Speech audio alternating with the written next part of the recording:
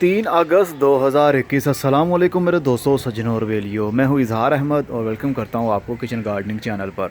Strawberry के बीज लगाने का कौन सा मौसम होता है और उसको किस तरह हम पूरे साल के लिए स्टोर कर सकते हैं, मतलब जब स्ट्रॉबेरी को फ्रूट लग जाता है उस पौधे को हम अगले साल के लिए किस तरह स्टोर कर सकते हैं, सेव कर सकते हैं, ताकि वो पौधा भी ज़िंदा रहे और अगला साल आने पर तकरीबन अक्टूबर के महीने में हम दोबारा से उसको मिट्टी के अंदर लगाएं। सबसे पहले जहन में एक बात रख लीजिए कि स्ट्रॉबेरी प्लांट अगर आप स्टोर करना चाहते हैं तो आपको ठंडे इलाके में होना ज़रूरी है।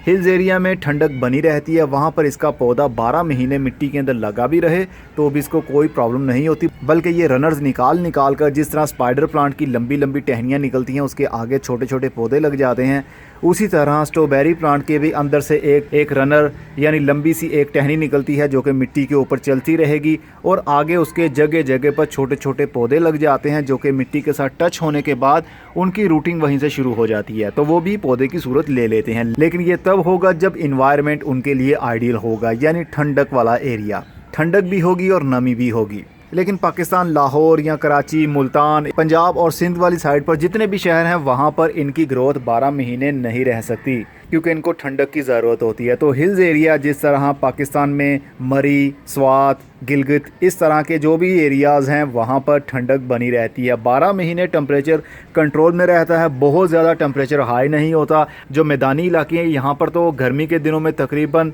45 से 50 डिग्री तक टेम्परेचर हो जाता है। तो ऐसे में इस प्लांट की प्रोपोगेशन भी नहीं होती है, ना ही ये रनर निकालेगा और ना ही ये स्टेबल रह पाएगा, एक एक करके ये पौधे मरते रहेंगे। लेकिन ये मेरे पौधे तकरीबन मैंने इनको नवंबर में लगाया था, नवंबर 2020 में लगाया था अपने अनार के इस 24 इंच वाले गमले के अंदर कोकोपीट भरी और मैंने इनकी रूट्स लगाई थी, जबकि इनका कोई पत्ता भी साथ में नहीं था। देखते ही देखते तकरीबन फरवरी के महीने तक ये पूरा पौधा, ये पूरी जगह हमारी हरे हरे पत्तों से भर गई।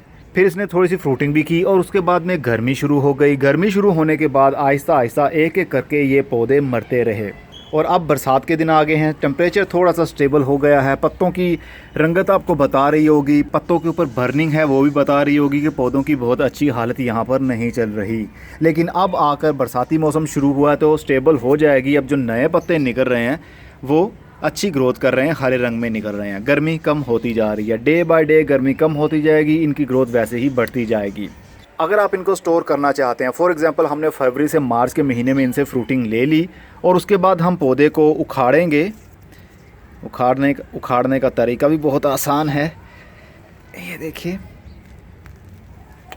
इसकी जड़ें काफ़ी हद तक फैल चुकी हैं। ये देखिए, अब ये पौधा उखाड़ लिया हमने। अब इसके जो पत्ते हैं उनको हम काट देंगे। बिल्कुल रूट लेवल से पत्ते को नहीं काटना, ऊपर से ही पत्ते को काटना है ताकि ये वाला जो जड़ वाला एरिया ये डैमेज ना हो। अगर पत्तों को ना भी काटें, जो बहुत बड़े पत्ते हैं उनकी टहनियों को आप तोड़ दें और इसको हम न्यूज़पेपर में लिपेट कर फ्रिज में रख सकते हैं या एसी रूम में रख सकते हैं जहाँ पर टेम्परेचर 20 से 22 या 25 डिग्री तक हर वक्त बना रहे। टेम्परेचर वेरी नहीं करना चाहिए, अप डाउन नहीं होना चाहिए। एक स्टेबल टेम्परेचर में आप इसको रखेंगे तो फिर ये रूट स्टोर हो सकती हैं। आने वाले सीज़न में यानी कुछ महीनों के बाद में, अक्टूबर के महीने में या नवंबर के महीने में दोबारा से फ्रिज के अंदर से निकालिए और इसी तरह रूट्स को मिट्टी के अंदर लगा दीजिए तो आप देखेंगे तकरीबन एक हफ्ते के अंदर अंदर इनके ऊपर से पत्ते निकलने लगेंगे। पहले तो देखने पर ऐसा ही लगेगा जैसे ये सूखी हुई टहनियाँ हों, लेकिन जैसे ही मिट्टी के अंदर जाने के बाद इनके अंदर नई जान आ जाएगी तो एक हफ्ते के अंदर इनके ऊपर से पत्ते भी निकलना शुरू हो जाएंगे। अभी आपका क्या ख्याल है? इसको मैंने उखाड़ लिया, क्या ये सरवाइव करेगा या नहीं? मुझे तो लगता है जनाब ये सरवाइव अभी यहीं से करेगा जहाँ से मैंने इसको उखाड़ा है। उसकी वजह ये है क्योंकि टेम्परेचर बिल्कुल स्टेबल है, बरसात के दिन है, बहुत ज़्यादा गर्म लू नहीं चलती है, नमी बनी रहती है, इस वजह से इसकी ग्रोथ यहीं से शुरू हो जाएगी, ये पौधा मरेगा नहीं। और अगर आप बीज से लगाना चाहते हैं तो बीज से लगाने के लिए भी तकरीबन जुलाई का महीना ही रिक्वायर होता है। जुलाई के महीने में इसके बीज लगा दिए जाते हैं, बारीक बारीक से गोल गोल से बीज होते हैं इसके। जुलाई के महीने में बरसाती मौसम होता है तो इसके बीज की जर्मिनेशन शुरू हो जाती है। बरसात के दिनों में काफ़ी नमी बनी रहती है, इसलिए इसके बीज की जर्मिनेशन भी शुरू हो जाती है और तकरीबन अक्टूबर से नवंबर के महीने तक इसके पौधे बड़े हो जाते हैं। तो उसके बाद इनका फ्रूटिंग सीज़न भी शुरू हो जाएगा। लेकिन बीज से बहुत कम पौधे लगाए जाते हैं, ये असल में रनर के थ्रू ही उगते हैं, यानी पप्स देते हैं। जगह जगह से ज़मीन के अंदर से बहुत सारे पौधे निकलते हैं, लेकिन वो पौधे निकलते हैं हिल्स एरिया में, पहाड़ी इलाकों में। वहीं से ये पूरे पाकिस्तान में, और चाहे वो इंडिया हो, फिर पूरे इंडिया में वो फैल जाता है। पहाड़ी इलाकों से फार्मर लोग इनको उखाड़ उखाड़ कर बेचते हैं, तो पूरे मुल्क में ये सीज़न में फैल जाती हैं जड़ें। तो फिर इनको लगाया जाता है और मौसम आने पर ये सितंबर से अक्टूबर के महीने में दोबारा से इसकी जड़ें लगाई जाती हैं। बस यही इसका लाइफ साइकिल है। वैसे इसको मैंने अपने पास स्टोर करके कभी नहीं देखा है कि स्टोर किस तरह किया जा सकता है, लेकिन मैंने आपको एक आइडिया दे दिया है कि न्यूज़पेपर में अपने लिपेट कर फ्रिज में रख कर चेक कर सकते हैं। हो सकता है कि ये सर्वाइव कर जाए, आने वाले सीज़न के लिए स्टोर हो जाए। वैसे गर्मी के सीज़न में मेरे ये पौधे सारे के सारे नहीं मरे। ये पूरा हमारा गमला स्ट्रॉबेरी प्लांट से भरा हुआ था, लेकिन अब ये कुछ पौधे रह गए हैं।